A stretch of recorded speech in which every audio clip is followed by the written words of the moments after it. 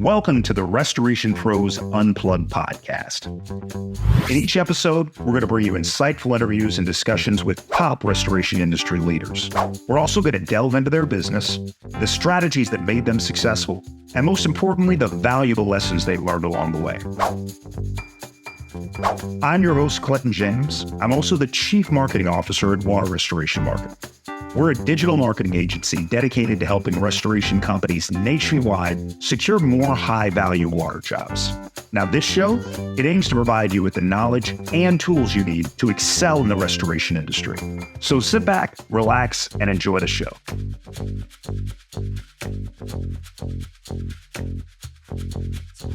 All right, folks, welcome to another episode of the Restoration Pros Unplugged podcast. I am your host, Clinton James, and it is my absolute pleasure to introduce you guys to my next guest. Listen, if you listen to Restoration podcasts, you've probably heard this guy's voice before. He is not only one of the hosts of the Head, Heart, and Boots podcast, but he's also the president of Floodlight Consulting Group. So I'd like to welcome the audience. Welcome to the show, Chris Nordyke. Chris, how are you today? No, I'm great, man. It's fun to be here, and I got to be honest, it's still a little bit weird being introduced. I don't know what it is, man. But being introduced on a podcast as president of this and co-host of that, it's odd. The podcast in particular, like it it just continues to feel weird when people come up to us and like, "Oh, hey, I follow your show. Oh my gosh, can we get a picture?" I'm I like, love that for you. I mean, listen, it's probably not because of the content. It's probably because of the awesome beard. I will give most of the credit to that. Yeah, I agree. I will say it must be a prerequisite over at Floodlight to go with the bald head and the awesome beard because you, Wayne, your business partner, seems like a look over there. Yeah. Yeah. No, it's true. It's becoming a bit of a theme on the team. That's correct. Yeah. I like that. So, before we get started and kind of talk details, why don't you give the audience that may not be familiar with you a little insight as to how you got into the restoration space? Great question. It was total serendipity in that I was in my previous life, I was a State Farm agent. I spent about 10 years in the State Farm system, owned my own agency for the last 5 years. And I decided to move on from that business for that's a whole nother podcast episode Okay. of why I got out of the insurance business. But once I'd left, I started immediately consulting. I started consulting for some other agents. I thought I wanted to go into technology, and so I had an iPhone app startup back when that was a really big thing. Okay. That failed. I learned a lot. Learned I did not want to build a business with computer programmers moving forward in my life. But during that same season, I had a childhood friend reach out to me that had just bought a carpet cleaning business and had started kind of morphing it into restoration. And of course, with my background at State Farm, there was just this interesting connection because one of the things that frustrated me the most about that industry is just um, how little influence I had over my client's claim experience. Sure. So I'm selling State Farm's claim services and the quality of our company and everything else. But then when it came claim time, I just did not have influence over that. And I would oftentimes run afoul of the claims department because I was meddling too much in the claims. And when I got over to restoration, I was like, oh my gosh, this is the best. I have there's no constraints on the customer experience that I can help create for these clients that are experiencing a homeowner's claim or a claim on their business. And I just loved that. So anyways, this childhood buddy reached out. I was like, hey, would you come consult with us? I did that for about 6 months. I left during the time after I left the consulting engagement. They doubled in size. They called me back not quite a year later. This is how I met Brandon Reese, my business partner, our CEO. And they said, hey, would you consider coming in as a W-2, be our VP of sales and leading the sales side of our company? And so I did, and that kicked off just an incredible 6-year run.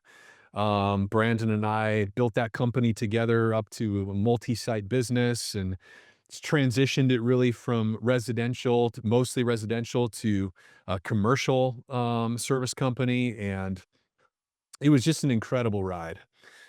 and then spent some time at Belfour on their national sales team. That was an incredible experience, kind of seeing, that 800-pound gorilla from the inside out, and learned a lot there about national and regional sales and selling MSAs and just all the things on the commercial side of the business. And that brought me ultimately to here. When I exited Belfour, I first left to build a executive coaching business serving exclusively restoration owners. During that time, some of these owners had some real operational struggles. Surprise, surprise. And No, no, no. I work with hundreds of restoration companies. I would never guess that some of them had some operation. yeah, yeah, yeah, believe it or not. And I brought Brandon in on one of those conversations, and he and I just meshed so perfectly. Me coming at it from the sales and customer experience side, and Brandon coming at it from the field leadership and process and service delivery side, and it was just a perfect match for us. And so that was the genesis of Floodlight. That was now going on 5 years ago. Um, and it's been a really fun run. Yeah, it's been really, really satisfying to work with restorers in the way that we have. So, I also really love working with blue collar entrepreneurs. And I mm, think restoration companies, because of the business model, are really well positioned despite the ups and downs in the economy, right? Doesn't yeah, matter who's in office. Actually, might have an impact at some point. But for right now, restoration is a great space to be in. And I really like working with restoration companies. Give us a kind of a high level overview of the overall service offering of Floodlight. yeah, yeah. Well, so it's interesting. Brandon and I hired a restoration consulting company when we were coming up in the industry, and it's part of the impetus behind us founding Floodlight because we were thinking about a whole variety of things, including starting another restoration company, and investing in other restoration companies. There's just a variety of things we were looking at. We ultimately decided to found Floodlight because when we were coming up and we worked with this one consulting company, it really did change our trajectory, like, helped us really understand the fundamentals. They helped us learn how to do pro forma planning for our business and how to lead from the numbers, and helped us put in place certain battle cadences, what we now call battle rhythms, but meeting cadences that kinda drove almost like think about modern day what people are using EOS for, right? We started to really learn some of those principles of time management and meeting management and KPIs and leading with clarity and all these things. And at the very same time, when we were working with a consultant, it often felt like we were a drowning person being handed a baby. And what I mean by that is that, we'd have our every other week session or whatever, and they teach us really great fundamental things and then give us homework. Like, okay, now here's the template. You go build your pro forma and remember everything we talked about. And ultimately we did it, but and it was transformational. And we always felt like we wished there had been a little bit more get in the trench with us Right. and help us sort of in a more high touch way. And so when we found a Floodlight, we really wanted to create a service that not only taught people things, but that we were really heavily engaged in helping them implement and execute. Now, that doesn't mean that we're like on site in their business as a part of their team in the traditional sense, obviously, but just that we were that the clients would have access to us in between our formal sessions, that we would, not just teach, but we would model for our clients. And so some of those principles really became a part of kind of our model and our framework. So there's a few things that really distinguish Floodlight, I think, from other consulting companies. One, all of our consultants are past owners. They've all owned before they came to Floodlight. And so some of them are kind of, you could say, semi-retired, and they work 25, 30 hours a week. They love to help other businesses. Others have management teams in place in their business, so they no longer have to be involved in the day-to-day, and they love to consult.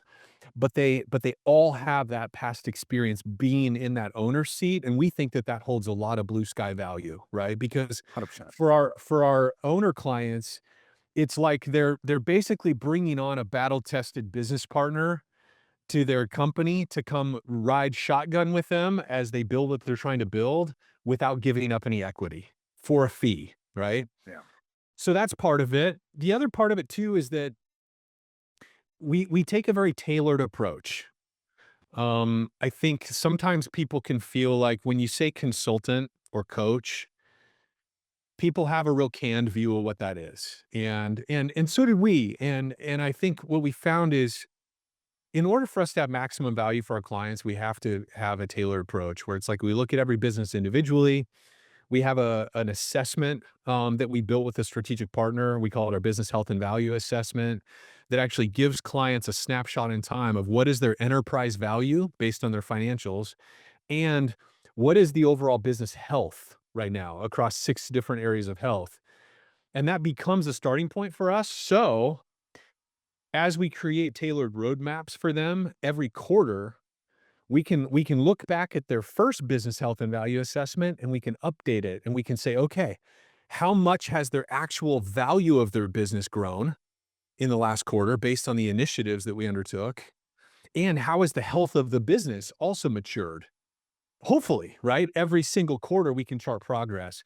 And so regardless of what business roadmaps we're taking people through, whether they have some hiring challenges or they're working on shifting from residential to commercial and we have a sales initiative underway, or we're working on taking on more large loss or doing some cat work and travel work, whatever the initiatives are, we have this concrete way of measuring progress that helps our clients move the ball downfield, hopefully faster than they would have on their own, right? Less bloodied noses, less of those costly learning experiences, and hopefully quicker results by working with a partner like a Floodlight consultant. You know? So I want to understand this. It sounds like you have a living, breathing scorecard for each one of your consulting clients that constantly gets updated based on levers that they pull in the business or KPIs that they're meeting or exceeding, right? Yep. And then the people that work with them one on one, your coaching team, all of these guys have been through the trenches. It's not like you hired some 20-something-year-old out of college that wouldn't know how to set up a dehumidifier or an air mover if it bit him in the Yeah. ass. How much additional value do you think your consulting clients get because they're getting coaching from someone who has literally experienced every possible problem that they're going to experience on their, because everybody starts right at different stages, right? You onboard a restoration company and the guy might have just got his IICRC certification 2 months That's ago, right. bought 2 vehicles, hired a project manager, and now it's like, I don't know what to do. But you also might work with a restoration company that's been doing this for a decade. They do Yeah. $5-10 million a year in business, and they might have different problems. But your coaches, they've seen it all. You know, and what they have, and what's interesting is, yeah, so any one business owner, and I don't care if they've owned a $50 million restoration company, and I found this to be true. Just because somebody did that does not mean they know everything about the business. In fact, it's unlikely, especially if they come to that scale. It's been years since they've been working directly with their field teams, potentially. Yep. So I think where the benefit is because our consultants all come from different backgrounds. Like some built a 10, 15, $20 million company. Others sold their business at 6 million, got a nice multiple, and they were able to cash out, pull their chips off the table, and now they're consultants. But it kind of doesn't matter in a way how big of a business they built because one of the other really key, meaty, like critical things that our consultants have at their as part of their tool chest is the wisdom of the crowd. Okay. So over the last 4.5, 5 years that Floodlight's been in existence, as I mentioned, we've worked with dozens and dozens and dozens of restorers all across the country from zero startups like the Chuck in a Truck you're talking about that just got their first trailer full of equipment to the 50, 60, $70 million restoration companies with multiple locations with 100 plus staff. And you start to develop some themes and patterns as a consultant, seeing what types of behaviors lead to positive outcomes and what types of recurring behaviors we see in businesses that lead to negative outcomes. And it's not always obvious when you're a single business owner um, what those things are, but when you start to have visibility across many restoration companies. Like every single week, we have a consulting meeting with our consultants. Wayne is our consultant manager. He's an incredible leadership coach and does an incredible job with them. But part of what Wayne does is tries to pull out of the consultants, what are you working on? What are you seeing?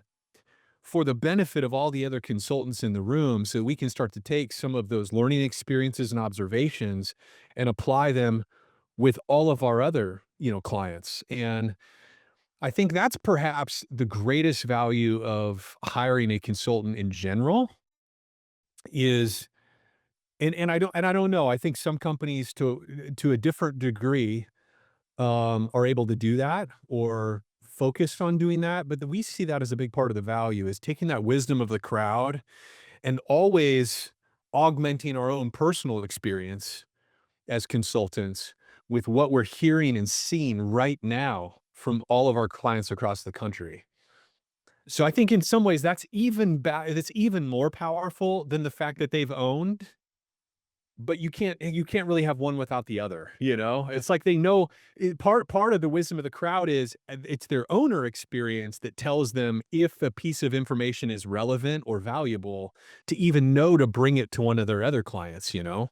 So if I work with Floodlight and I own a successful restoration business, I'm not just getting the skill set and the experience of my one-on-one coach. I'm getting the experience of a pool of coaches that literally spend time every single week bouncing Yeah. problems, suggestions, real life scenarios at each other to make sure that all of your consultant clients are getting the best possible solution, the best possible roadmap to success.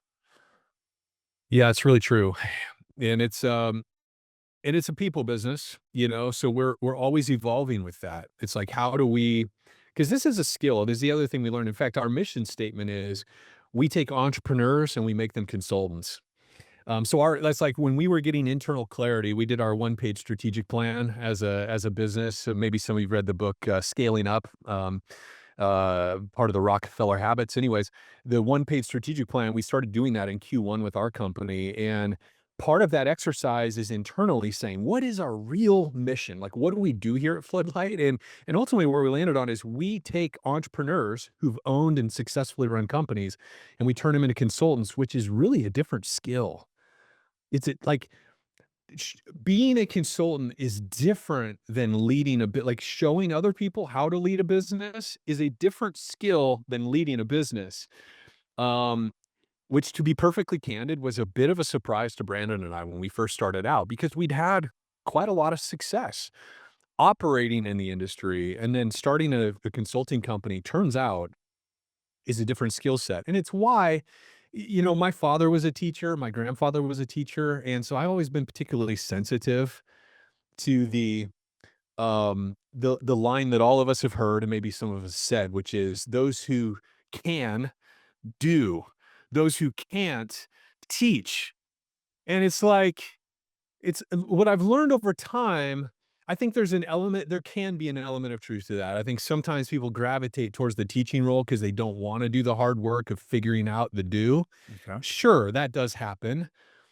But I think what Brandon and I've learned is, well, yes, and there is indeed a skill in being and leading change with clients. Just like there's a skill in a CEO or a business owner to be able to lead change in their own business. It's just it's different and it's special. And we spend a lot of time talking as a team of how do we influence our clients more successfully? How do we drive change? How do we drive consistent progress? Because it's a really different skill set and it's what people are hiring us for. And um, so yeah, we put a lot of attention on that. Well, just like any business, I mean, I own a digital marketing agency. You own a consulting. We're in the business of solving problems for our clients. So Oh yeah. on my end, the problem traditionally is, hey, we need more leads, we need more Yeah. jobs. On your end, that problem can be a lot more complicated, right? So if we look at the different parts of a successful restoration business, talk a little bit about the if somebody's listening to this podcast today and they're having troubles with operations, they're having trouble with hiring and retaining good talent, their numbers, no matter how well they think they're executing, just they're not getting the profit margins that they would expect for services like mitigation, right? Or, Yeah. hey, they hire a business development rep and he's just out there floundering and not generating any commercial opportunities for the business. Tell me a little bit about how Floodlight plugs into each one of those problems. Yeah. I think you can kind of think about we're now kind of transitioning to referring to our consultants as ops partners, Okay. because I think again people have their own experiences with coaches and consultants, and there's a lot of preconceived notions about it. And I think again, going back to our original intent, is we really want to get in the trench with our clients and be the battle buddy as they work through these seasons of change in their company. And and so you can almost think of us as like a fractional COO, Okay. okay, of sorts. Because again, part of the work we're going to do is not only we're going to first diagnose and assess what's going on here, right? And part of that happens in our sales process. Part of that happens when we have them take the business health and value assessment. We see a little bit more of how their business is functioning. But we start to identify, okay, what's the low hanging fruit here? And what are we going to tackle first? What is the first series of roadmaps? And then it's a process of us walking with them through these stages. So again, it really runs the gamut. Very common issues are financial clarity. Okay. Financial clarity, I was just looking at a P&L this morning that one of my clients sent, and I got to the bottom and it was reflecting a 35% net profit margin. And I'm like, now I know enough about their business. Something is off. and and so it's not to say that companies can't achieve a 35, but it's very rare. It's an exception to the rule. And so I knew something was off, and I started going through the chart of accounts, and I'm like, oh, that's a miss, categorization. This is not accounted for up here. And there's a lot of things going on. So financial clarity is almost always one of the first things that we end up tackling with a client, because without a clear, to borrow an overused analogy, without a clear windshield, it's very hard to lead and to strategically plan, where am I taking this business when I can't see out of a clear windshield? And so financials are a big part of that.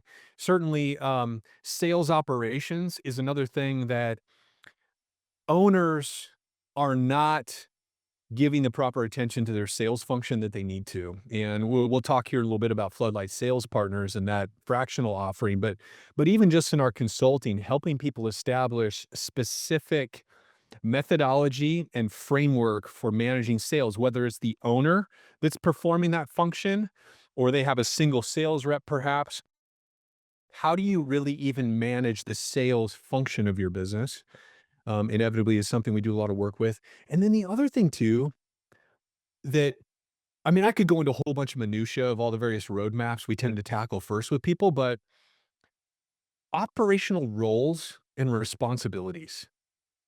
You know, I think this is one of the most shocking things, even though I've lived a version of it myself in the various businesses that I've owned, and Brandon and I coming up in the industry together, is that it's shocking how big of a business some of us are able to build purely on charisma, work ethic, and core values, wanting to do the right thing. Right.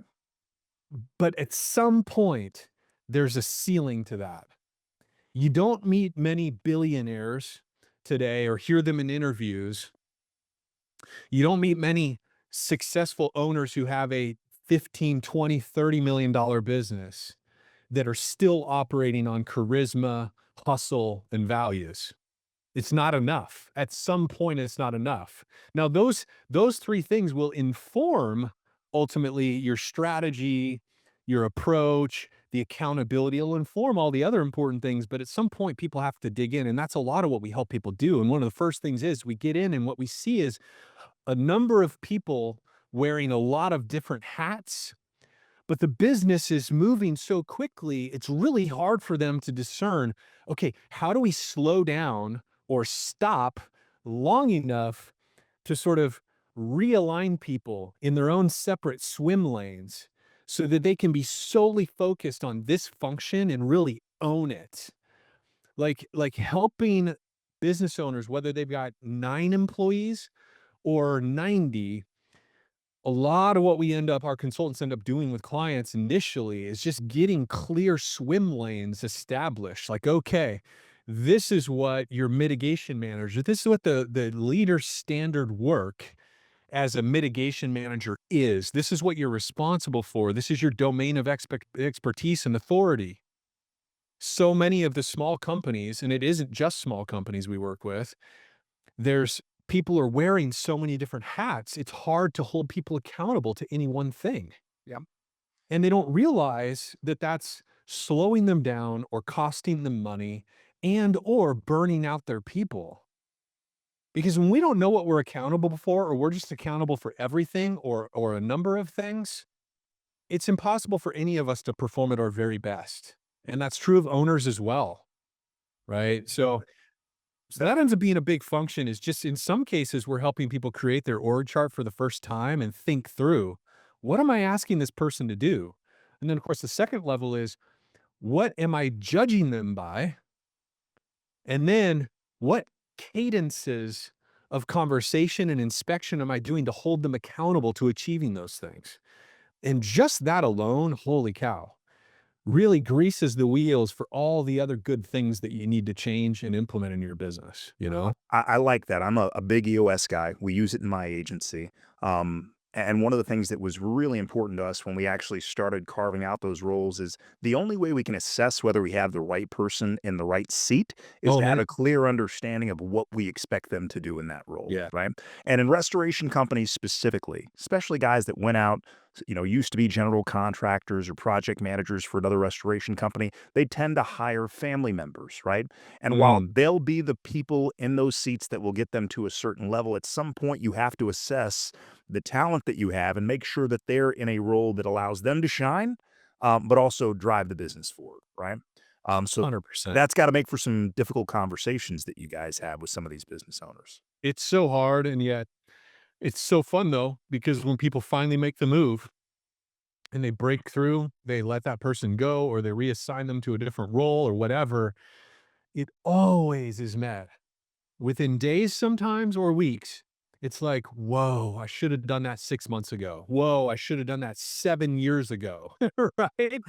But it's like this load off of their shoulders because when we're family businesses, far and away are one of the most magnificent and awful things that man has conceived. Meaning, it can be the bane of your existence, and it often is for most people, at least when they first get going, Mhm. or it can be one of the most gratifying and beautiful like achievements is to build a family company that your sisters and brothers are involved in, your kids, your grandkids. Like, what a beautiful thing. I mean, Ben Looper is an example, owner of Southeast Restoration, his son Holden, and it's absolutely. We got to interview Ben or excuse me, Holden on our podcast, and hearing what a family business can look like. It's like, oh man, this is the coolest thing when it works. You know? When it works. Oh, When it beautiful. works. All right. So I want to talk something about or something that's kind of near and dear to my heart, which is actual sales, right, for these Yeah. restoration companies. But before we do that,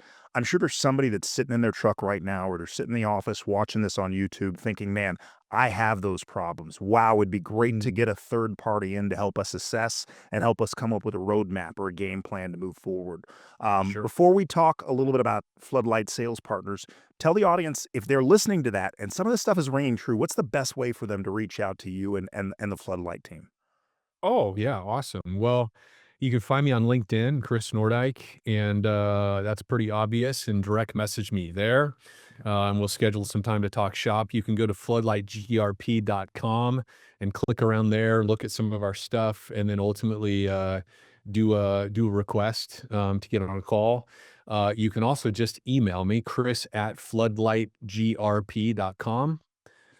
So All right. one We'll of make those three sure ways. if you're listening to this or watching this on YouTube, we'll make sure to put all of Chris's contact information in the show notes or the podcast Yeah. description there. All right. So, as a person that not only hosts this lovely podcast, but also owns a digital marketing agency that services restoration companies, I understand the limitations of my business, right? I can create a great online brand. I can drive traffic to a Google business profile or a website. I can get the phone to ring. But Yeah. there's things that happen after that phone call comes into a restoration company, or things that happen when they go out to meet with that property manager or that public adjuster to create those relationships that unfortunately I don't have the bandwidth or the experience to really impact there. Yeah. So I think, as you mentioned earlier, um, actually creating a sales team that really pushes your restoration company forward is Mhm. something that is kind of lost on a lot of these business owners. And it's not that the owner can't do it themselves successfully, but they may, because they wear so many hats in the business, maybe they're not allocating the right time to coaching, developing, and putting together a roadmap for sales success in their business. So, talk to me a little bit about Floodlight Sales Partners and how you and your team kind of bridge that gap and provide that ecosystem for them to thrive.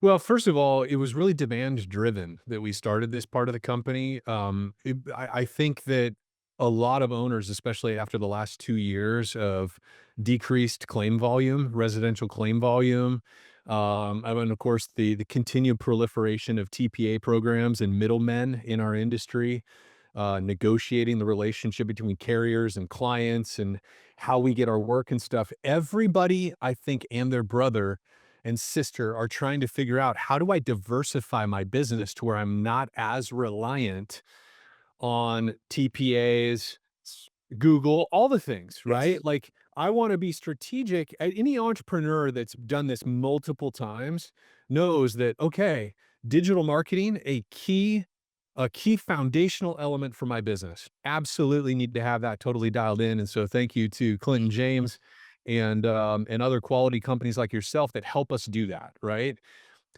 Then we're probably going to have some portion of our business that's coming from carrier claims and so forth. Now, depending on, as a business owner, whether you're no TPAs or you have some TPA business, we have a lot of clients who have that as a source of income, but hopefully no more than 15% in our view.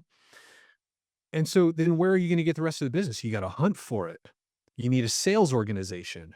There's a lot of misconceptions about what sales is in our industry, and I'll get to sort of the role of the sales part of me, because part of what they do is help define that and provide and teach a methodology for what does it look like to actually hunt for business versus what we've traditionally thought of as route marketing, where we get a smiley face college age kid that's going in doing donut drops and filling candy jars and dropping off swag and mugs and mouse pads with logos and all that kind of stuff. Those business development reps are expensive. These college kids are getting more and more expensive. They are expensive, and of course, the reality of TPAs and direct carrier programs and stuff like this have decreased the efficacy of that route style referral partner marketing. Now, it does not mean that that's dead. I actually did a podcast a while back called Candy and Smiles is Dead, and it was really hyperbole. It's not dead, but we have to learn to approach it differently. And it isn't just as simple as coming in and bothering insurance agent offices, interrupting them, bellying up to their desk and doing a bunch of soccer mom chatter, right, to these staff people. There's got to be a strategic change to the conversation we're engaging them in. And then on the commercial sales side, well, that's a totally different ballgame. Sure. In our industry, it's new for our industry. It's B2B sales, business to business sales. And it's a matter of identifying prospects and then taking those prospects through a sales pipeline very intentionally and strategically. And so over the years, Brandon and I, as we were working with clients, and then we started building out a consulting team of these ops partners, we get in there and we realize most of our clients before working with us were just doing that typical route marketing approach. Yeah.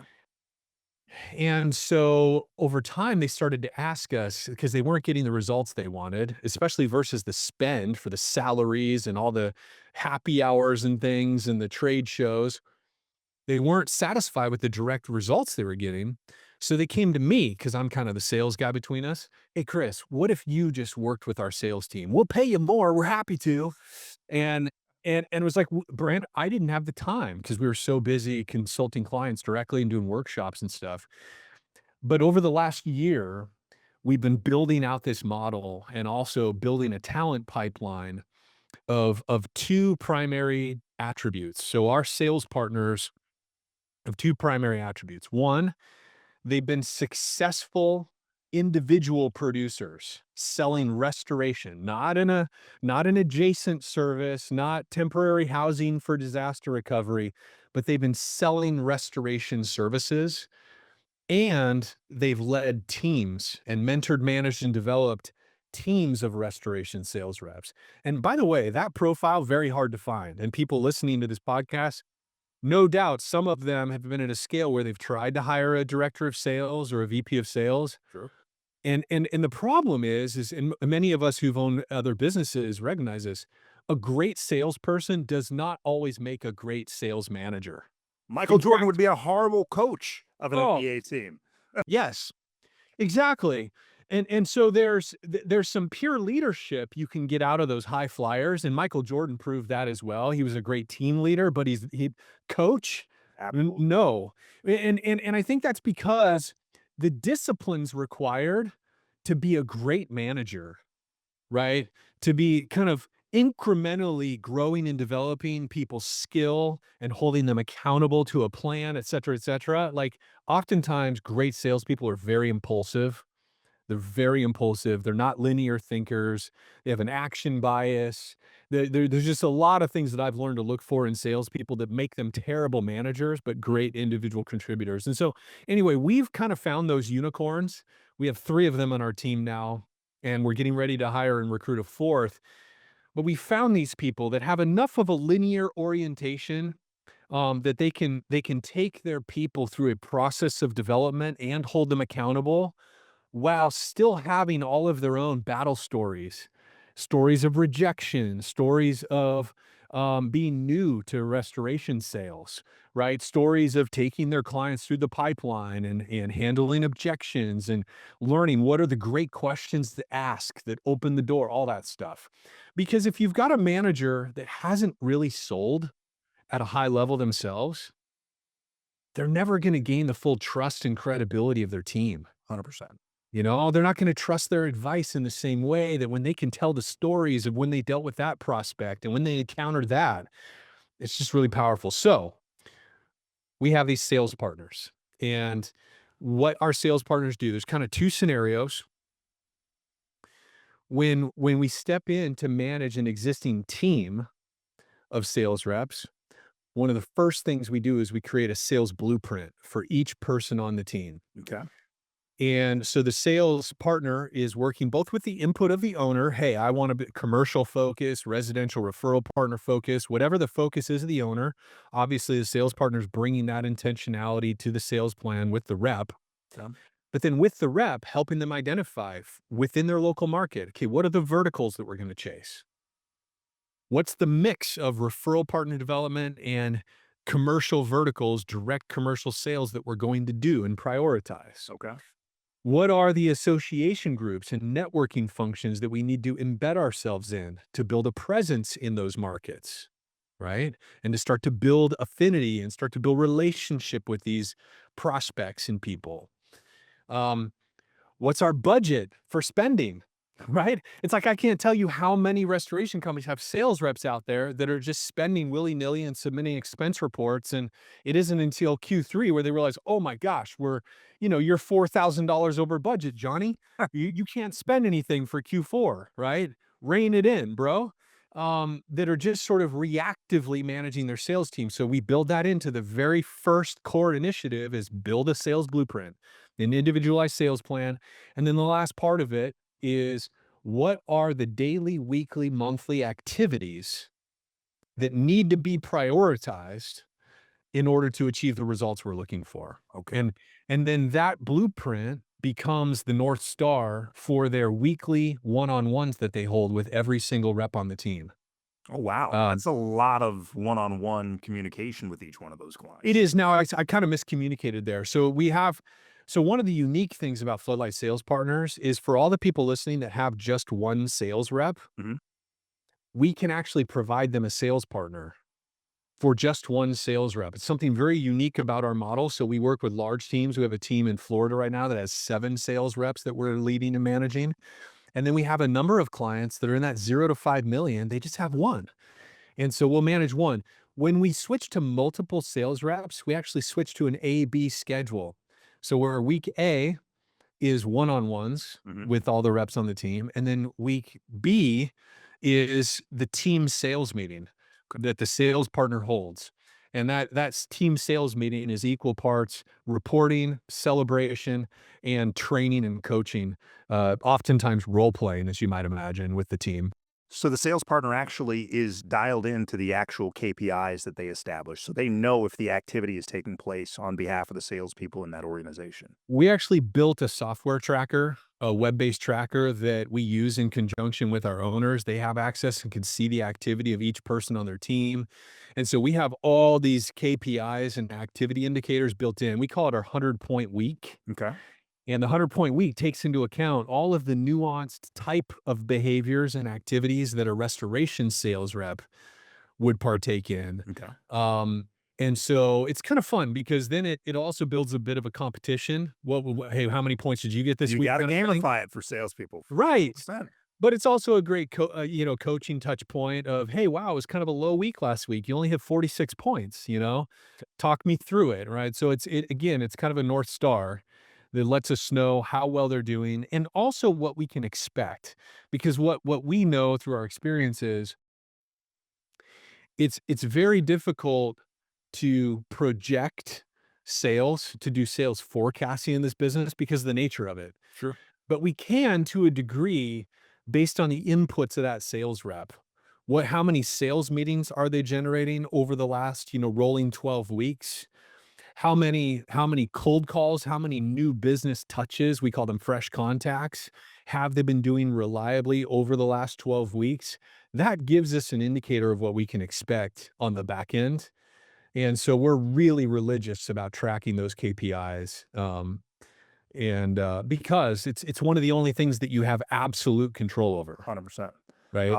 Now, I know that there's somebody listening to this podcast right now that has a small sales team, 1, maybe 2 reps, and they need help with 2 things. 1, assessing the current talent to make sure that they are the people, the right person, right seat to get them to the next level. But maybe they're also foreseeing the need to add an additional sales member to that team. Do the sales partners help at all with the recruiting or hiring process?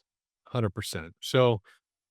So scenario number 2 is we actually have quite a lot of smaller restoration companies have come out of the woodwork and asked to hire a sales partner, and they don't even have a sales rep yet. So Okay. that scenario where the work begins for us is that sales partner will step in and first of all help them establish a really well-developed job description of what is the job description of a sales rep. And again, trying to account for it. Are they wanting the salesperson to do some referral partner development, agents, plumbers, etc.? Mhm. Or do we want this person to be a pure commercial hunter? Okay. And establishing that ahead of time and refining the job description so we're getting the right kind of person for that role. Also help them develop compensation structure. This is where a lot of owners go wrong. Yeah. They either create too rich of a compensation structure that ends up biting them in the you know what later on, right? And you can't walk back comp. That's just You something all can, but you're gonna lose as a you're really gonna valuable lose somebody, salesperson. you're gonna lose their dedication, you're gonna lose a lot. You try to walk back comp, right? And so we we don't want our clients to make that mistake. And so we have some really battle-tested compensation models based on the mix of referral to art and development versus commercial work versus somebody who has significant experience and contacts within the industry already, et cetera. We've got some really great comp models that they'll help them put in place for the particular role they're hiring for. And then we're not a recruiter. We don't recruit salespeople. I just want to be clear.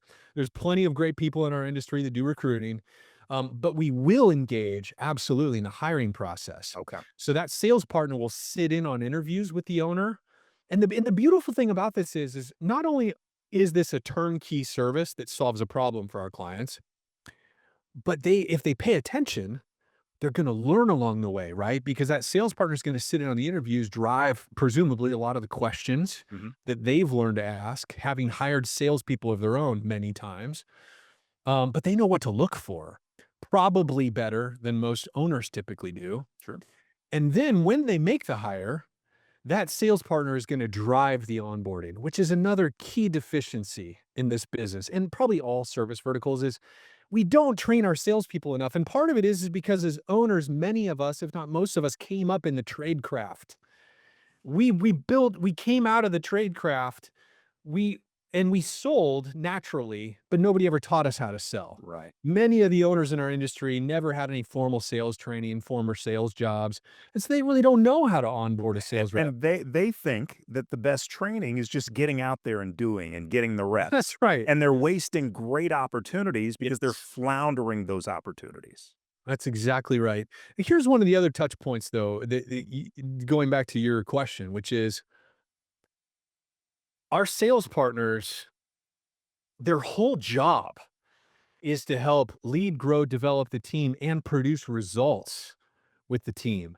And so there's great alignment of incentives here. It's a very pure relationship because obviously a client is not going to keep us on board. If we get a year out and their sales haven't grown, like they're screwed, we're screwed, Mhm. right? They're not going to keep paying for that. And so there's a natural incentive in place for the sales partners when they have a sales rep on the team that does not have the aptitude or the natural skill or personality for direct sales. They have an incentive to quickly bring that to the owner's attention and to make plans to manage that person out, offboard that person, put them in a performance improvement plan, gracefully exit them so that they can then get the right person on board.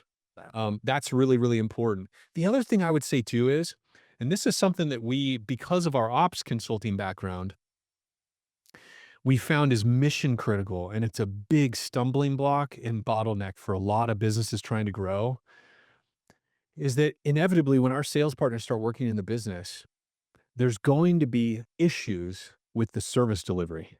Hmm. What do you And say?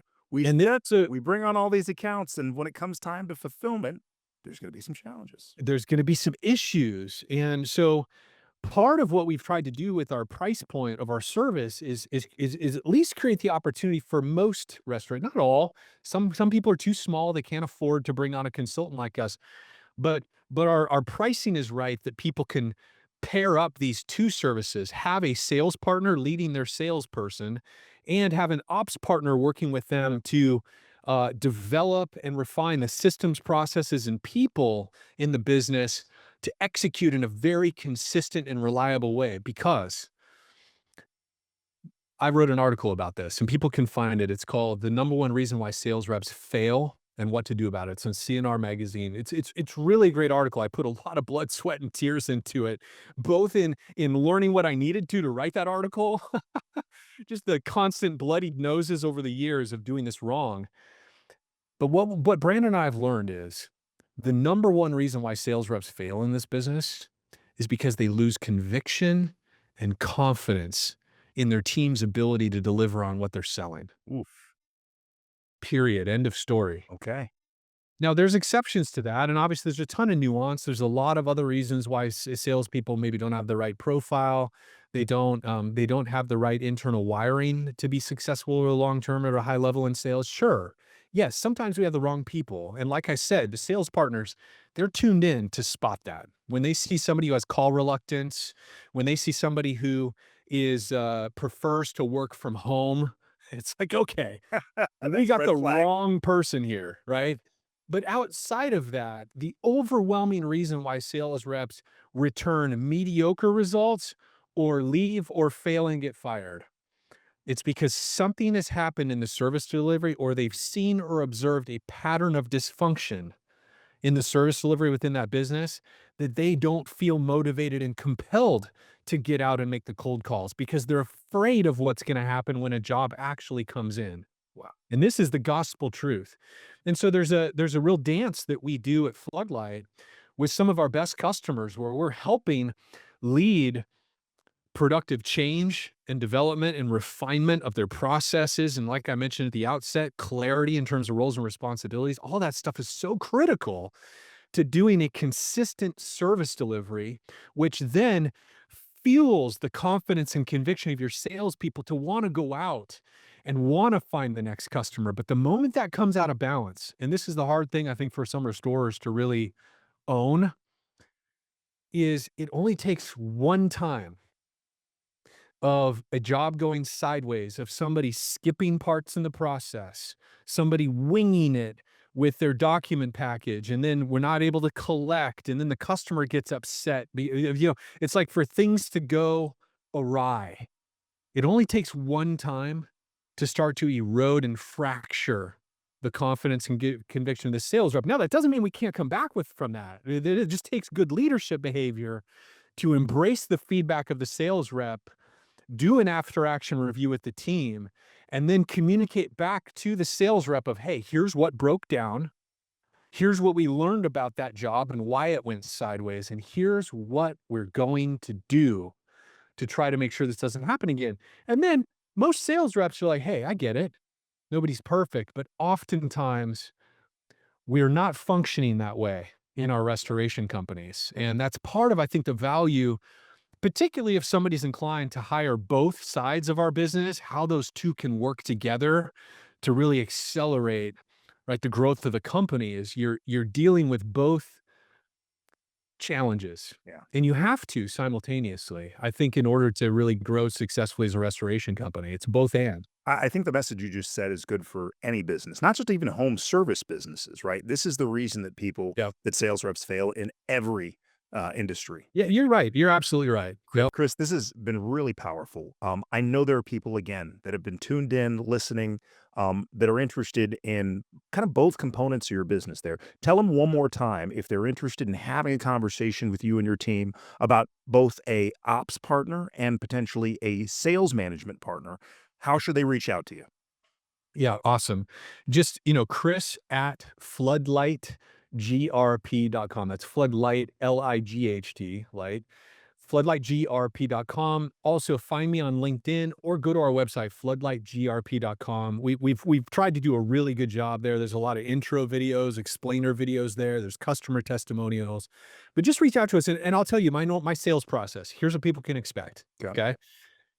I'm going to schedule a 30-minute initial time for us to talk shop. That's what we do. Then, if there's still interest, I'm first of all going to try to understand what's happening in your business. What kind of business do you have? What do your employees look like? Your team, all this kind of stuff. And then you're probably going to ask me, well, how does Floodlight work? How does this whole thing work? And then at the end of that call, if we decide there's maybe something for us to do together, we'll schedule a second call. And prior to that, I'll have you take that business health and value assessment, which will give me a little bit more visibility in your business, both sides of it, sales and service. And then ultimately at that point, we'll decide if we do a meet and greet with one of the ops or sales partners. And then that's where people get to kind of do the test drive, make sure the seats are comfortable, make sure that it's going to do what they think it's going to do, et cetera. And then we get married and we are off to the races doing the thing. So that's how people can do it. All right. So if you guys are listening to this and you be honest with yourself, you have not had the right people in the right seat from an operations standpoint. You need to streamline processes so that you can be better at fulfilling the restoration services that you're offering both commercially and residentially.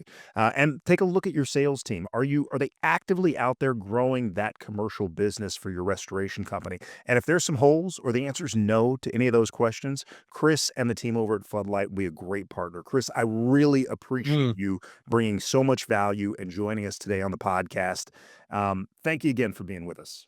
Oh, dude, I'm so grateful, man. It's just to be able to talk about the business and rap about these things. It's really fun, man. I appreciate the opportunity. Guys, I'm going to put all of Chris's contact information in the show notes and the podcast description. I encourage you guys, if these are problems, Chris and Floodlight Group can help. So make sure you guys reach out to them. And thank you again for staying on board and listening to today's episode. If you like what you heard, please find us on social, like us, share us, subscribe. And if you're so inclined, leave one of those 5-star reviews. We really like that. We'll be back next week with another episode of the Restoration Pros Unplugged podcast. And thanks again to Chris. Thank you for joining us, Chris. Thanks, Clinton. Appreciate it, man. Thank you for listening to the Restoration Pros Unplugged podcast. If you like what you heard today, be sure to subscribe, share, and also leave us a 5-star review. We'll be back with more interviews and discussions with restoration industry leaders really soon. In the meantime, if you're a restoration company looking to add more high-value water jobs, you can reach me and my team at waterrestorationmarketing.net. Again, that's waterrestorationmarketing.net. I look forward to hearing from you soon.